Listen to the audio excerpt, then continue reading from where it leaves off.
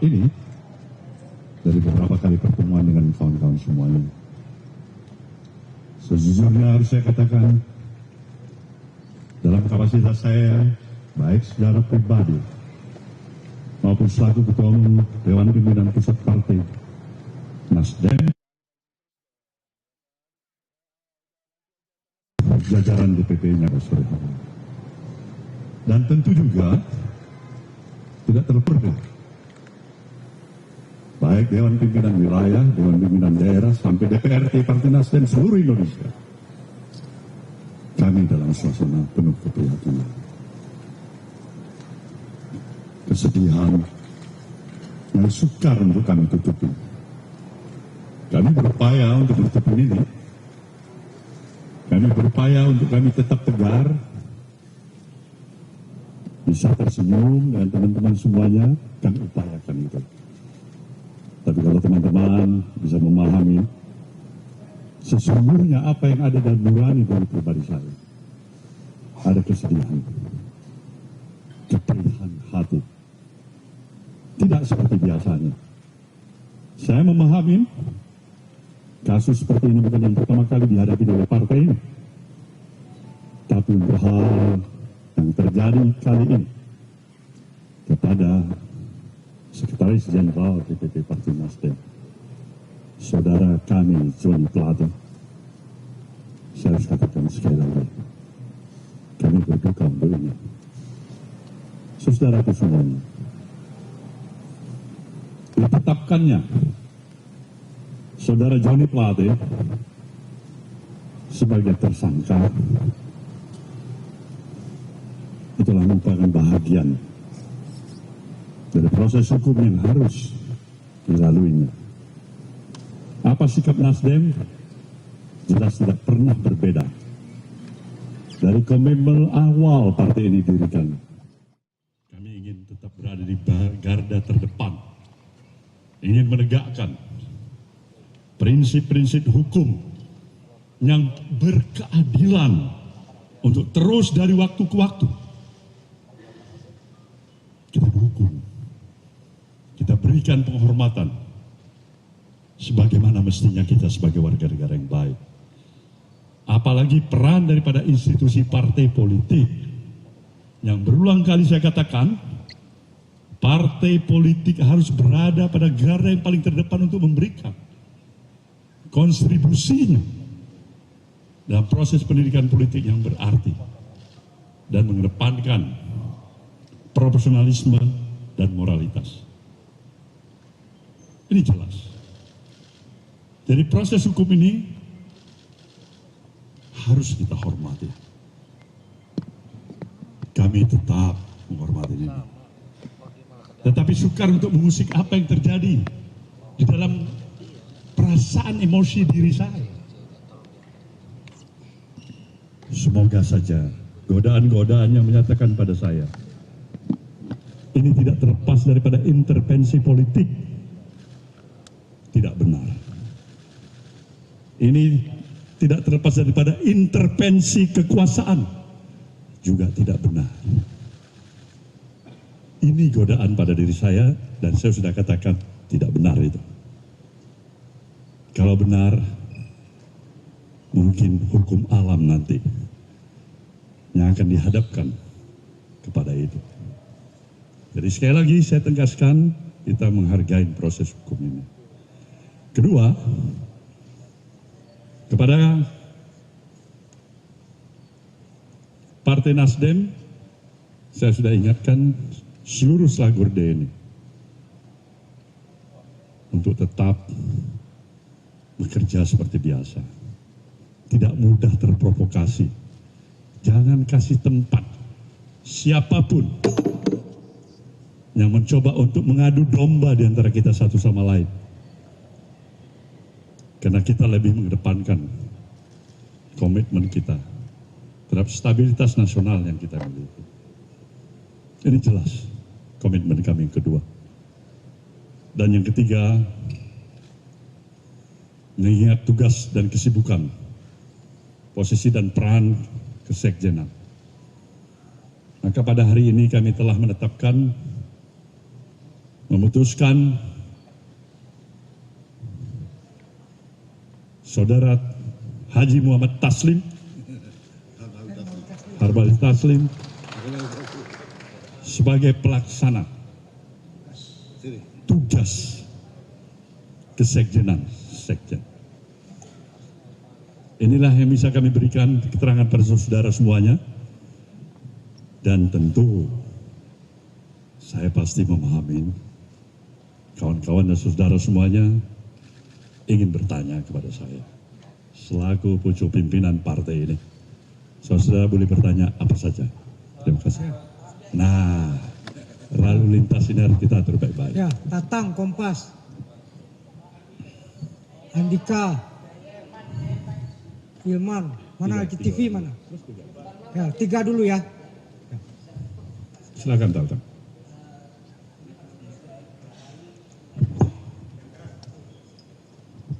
Siap. Mohon izin Pak Surya dan jajaran elit Partai Nasdem. Mohon izin bertanya Pak Surya, ini sudah kali kedua Sekjen Partai Nasdem, yang pertama dulu Rio Capella dan sekarang Pak Joni Plate terlibat dalam pusaran korupsi. Apa evaluasi ke depan Pak yang akan dilakukan? Yang kedua adalah bagaimana setelah kasus Pak Joni Plate ini hubungan antara teman-teman Nasdem dengan Istana akan seperti apa Pak? Itu aja, terima kasih. Baiklah. Silakan. Selamat sore, Andi dari Kata Data. Dari? Kata Data Pak. Katadata.co.id. Ada 2 pertanyaan. Pertama, tadi siang Kejagung bilang bahwa akan mengusut kasus ini, aliran dananya ke parpol. Nah, dari tanggapan Pak Surya Paloh sendiri menanggapi strategi Kejagung itu seperti apa? Dan yang kedua, tadi siang juga Bang Faldo bilang bahwa jabatan Menkominfo akan digantikan oleh PLT. Berarti kan melihat lebih jauhnya bakal ada pergantian pemain nih di kabinet. Dari Nasdem sendiri apakah akan menyajikan atau mesuguhkan nama baru ke Presiden untuk menggantikan Pak Joni, atau seperti apa strategi ke depan untuk masih ada dalam kabinet?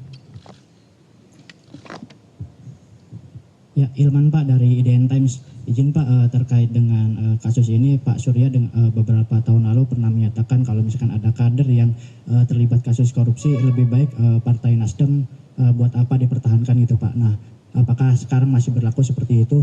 Kemudian ini kan kemungkinan Pak Joni akan di-reshuffle Pak. Nah itu jumlah menteri dari Nasdem apakah akan berkurang atau tetap itu Pak? Dan apakah akan ada bantuan hukum untuk Pak Joni? Terima kasih Pak. Baik. Jadi ada 2 peristiwa. Dua-dua sekjen. Yang satu kasus 200 juta rupiah. Dia masuk tahanan untuk sekian tahun. Kasus gratifikasi. Dia telah menyelesaikan kewajibannya. Dan sekarang menjadi warga negara bebas. Yang kedua, Joni Plate. Terserah pendalaman pembuktian yang mungkin lebih dalam nanti. Tapi hari ini saya simak baik-baik keterangan daripada kampus Pangkum. Ada pengakuan yang menyatakan dia meminta agar diberikan 500 juta untuk anak-anak setiap bulannya. Dengan proyek kerugian negara yang 8 triliun. Ya, kalau tidak ada pendalaman lebih lain untuk menemukan bukti-bukti yang lebih memberatkan, ya semakin sedih lagi kita. Terlalu mahal dia untuk diborgol dalam kapasitas dirinya. Sebagai menteri, sebagai sekjen partai, terlalu mahal. Terlalu mahal. Kita tetap menganut ajas praduga tidak bersalah. Tidak ada di antara kita yang memastikan diri kita ini terlepas dari kesalahan, kesilapan, kebodohan, bahkan dosa. Itulah arti keadilan kita sebagai manusia biasa. Kita berupaya yang sebaik-baiknya, sekaligus menjawab pertanyaan teman-teman kedua dan ketiga tadi. bahwasanya kita tidak mampu untuk menjamin pasti akan tidak lagi terulang. Tapi niat baik kita juga tidak pernah padam. Tidak pernah ada pers yang barangkali mungkin mengapresiasi partai ini dengan komitmen yang sesungguhnya menolak politik dengan mahar. Dan itu bukan 1 rupiah, bukan 200 juta, mungkin triliunan. Dari apa pelaksanaan pilkada-pilkada yang sudah berlalu. Ini hanya catatan perbandingan bagi kita. Mencari kesalahan. Satu noktah di ujung pulau sana. Dibandingkan dengan gajah di depan mata. Saudara pikir, mungkin itu adalah hal realita yang kita hadapi saat ini. Jadi, bagaimana dengan PLT-nya, Bung Joni Plate, di reshuffle-nya, kita terima, kita konsisten, karena kita katakan itu hak prerogatif presiden. Dan kita tidak pernah bergoyah hati untuk menyatakan apa yang telah kita utarakan, agar konsistensi itu, paling tidak itulah sumbangsih yang bisa diberikan oleh partai ini. Dari segi jumlah kekurangan-kekurangan yang ada. Ini yang jelas. Ulangin pertanyaan Anda tadi. Ya kan tadi siang Pak Faldo mengatakan bahwa tugas Menkominfo akan diemban oleh PLT yang belum dipilih sampai sekarang. Apakah Nasdem pada nantinya, pada kesempatan selanjutnya akan mengajukan nama baru yang akan menggantikan Pak Joni atau seperti apa? Kalau kita konsisten, ini hak prerogatif presiden bagaimana kita mengajukan baru. Salah-salah presiden gak suka. Gak ada lebih bodoh dari Nasdem untuk tiba-tiba mau mengajukan nama baru tanpa diminta oleh presiden. Sekali lagi, itu adalah hak prerogatif presiden. Oke? Next. Aliran dana ini bagus. Ini yang memang dikehendakin oleh partai ini. Partai ini menginginkan transparansi yang seutuhnya. Sekali lagi saya katakan, transparansi yang seutuhnya. Periksa seluruh yang kemungkinan. Dari ujung kiri ke ujung kanan, dari barat timur, atas bawah, siapa saja yang terlibat. Periksa juga seluruh unsur yang ada di institusi manapun, termasuk partai Nasdem ini. Nasdem welcome itu. Kita menyambut itu. Dan berikan juga hukuman yang setimpal. Tanpa ada lex spesialis dalam pengertian privilege. Si A boleh diperiksa, si C tidak boleh diperiksa. Semakin sedih lagi kita. Semakin sedih. Tapi kalau transparansi itu dilakukan dengan kemampuan profesionalisme Kejaksaan Agung kita, yang bebas juga dari intervensi siapapun, dan juga kepentingan politik dari manapun, kenapa kita tidak berikan dukungan sepenuhnya? Jadi kalau kawan-kawan tanya, Nasdem mau berikan dukungan sepenuhnya atau setengah? Saya bilang totalitas kita akan berikan dukungan itu. Agar semua kita tuntaskan. Kalau enggak, sia-sialah kita untuk menginginkan dan memperjuangkan suatu misi besar, membawa kemajuan bangsa dan negara, menjaga demokrasi negeri ini, dan memperjuangkan rasa keadilan yang sesuai dengan komitmen kebangsaan kita. Itu kira-kira. Pak, pertanyaan Pak dari saya sini Pak. Ramli dari Times Indonesia. Saya pengen minta tanggapannya dari Pak Surya Paloh tentang yang sudah ramai di media sosial. Ini kan sudah dikomentari oleh semua masyarakat Pak, bahwa kasus ini ada intervensi dari kekuasaan dan Salah satunya karena ada pandangan politik yang berbeda antara Pak Surya Paloh, mungkin ya pendukung Anies, dan pemerintah mungkin ke salah satu kandidat. Mungkin itu Pak. Bagaimana tanggapannya Pak? Tanggapan saya ini sebenarnya harus mengkaji ulang. Apakah itu benar? Saya pikirkan ulang. Di dalam proses itu saya berkontemplasi. Sampai sejauh ini saya berpikir positive thinking. Nggak ada itu intervensi. Sejauh ini. Tapi kita nggak tahu esok hari. Kita kan nggak tahu siapa yang garanti bahwa kasus ini tidak diintervensi. Mungkin sekarang saat ini tidak. Besok, lusa, minggu depan bisa saja terjadi. Jadi tanggapan saya, semuanya apabila kita sayang pada negeri ini, buanglah kepentingan subjektivitas, buanglah kepentingan sesaat. Jika memang kepentingan strategis yang lebih besar menunggu kehadiran kita. Itu. Izin Pak, saya Adi dari TV One ingin bertanya mengenai pencalegan Pak Johnny Plate. Apakah ada pengaruh dan elektabilitas Nasdem mengenai pencalonan Anies, Pak? Terima kasih. Ya kawan-kawan tahu itu. Sebenarnya pertanyaan Anda bisa jawab, pengaruh pasti ada. Institusi partai politik yang dibangun oleh kekuatan persepsi dan keyakinan publik. Salah satu faktor atau key factors yang menentukan sekali. Ini kalau wartawan, barangkali kawan-kawan wartawan ya mempunyai opini.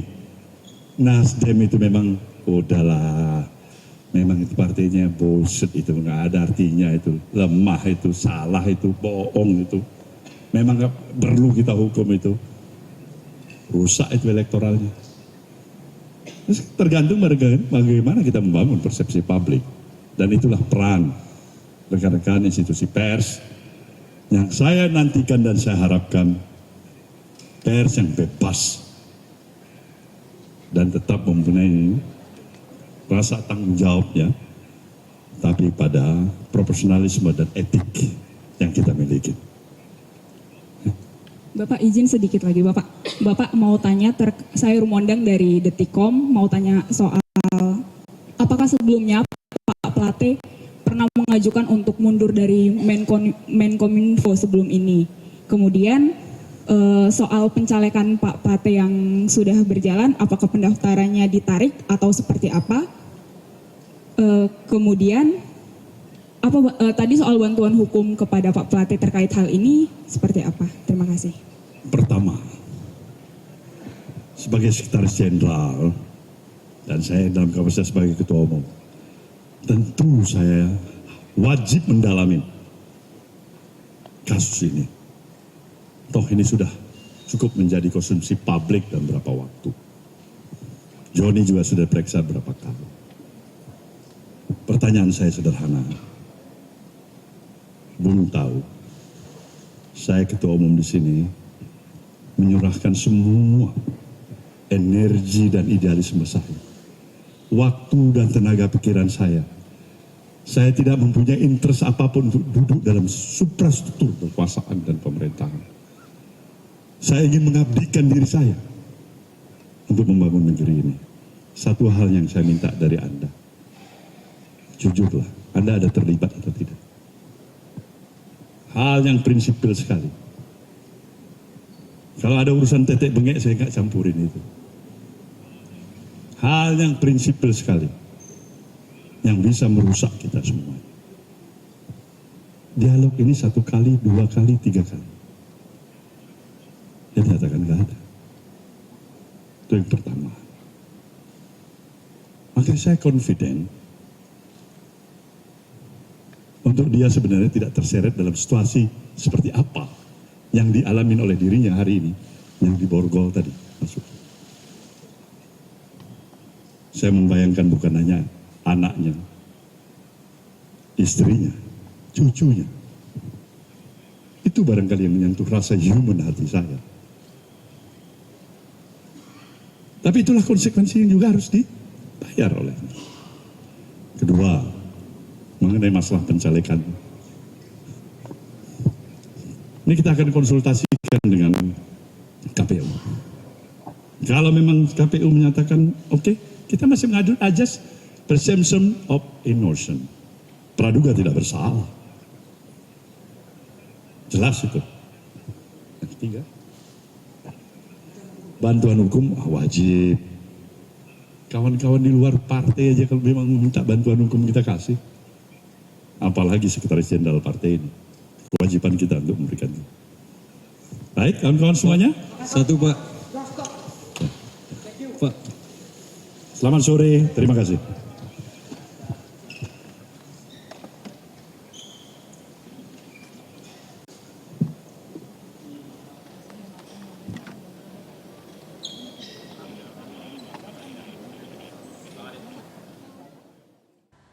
Dan baru saja kita mengikuti konferensi pers yang disampaikan oleh Ketua Umum Partai Nasdem Surya Paloh menanggapi penetapan tersangka Sekjen Partai Nasdem sekaligus Menkominfo Joni Plate dalam kasus korupsi proyek pengadaan BTS di Kominfo yang merugikan negara hampir 8 triliun rupiah. Surya Paloh mengatakan bahwa dirinya memahami ini bukan kasus pertama yang terjadi di Partai Nasdem. Sebelumnya ada mantan Sekjen Partai Nasdem Patrice Rio Capella yang juga terseret kasus korupsi. Dan Surya Paloh mengatakan keluarga besar Partai Nasdem dalam keprihatinan dan kesedihan yang tidak bisa kami tutupi. Ini bagian dari proses hukum yang harus dilalui dan sikap Partai Nasdem tidak berbeda, tetap berada di garda terdepan memperjuangkan prinsip keadilan dari waktu ke waktu. Dan Nasdem juga menghormati proses hukum yang sedang berjalan, tetapi Surya Paloh berharap tidak ada intervensi politik ataupun intervensi kekuasaan. Kalau benar ada intervensi, mungkin hukum alam yang akan dihadapkan. Untuk posisi kesekjenan sudah diputuskan dalam rapat internal DPP Partai Nasdem. Posisi sementara akan diemban oleh Wasekjen Partai Nasdem yakni Hermawi Taslim sebagai PLT ataupun pelaksana tugas dari Sekjen Partai Nasdem menggantikan Joni Plate.